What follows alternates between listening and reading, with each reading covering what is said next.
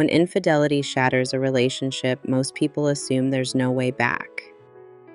But for Emily and Chris, the road forward, though brutal, was one they chose to walk together. They'd been married 11 years. Emily thought she knew the rhythms of their life together, the morning coffee, the shared Netflix shows, the Friday date nights. But Chris had been carrying a secret. It came out one night in a confession that left Emily gasping for air. He had been unfaithful.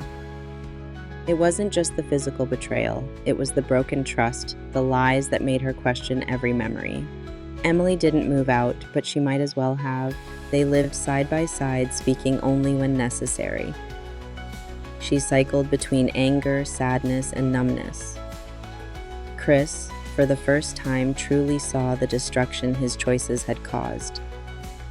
Their recovery wasn't a miracle, it was work.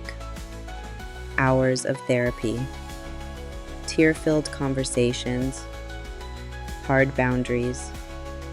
Chris learned that empty apologies meant nothing without consistent action.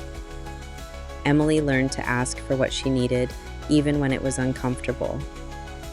They created a rebuilding contract, a set of commitments about transparency, honesty, and daily check-ins.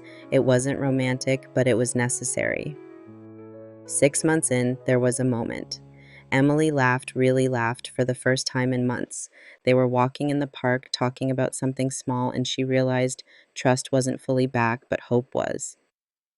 Years later, Emily says they have a deeper marriage than before, but it's not because betrayal made them stronger. It's because they chose to do the work day after day until trust was rebuilt.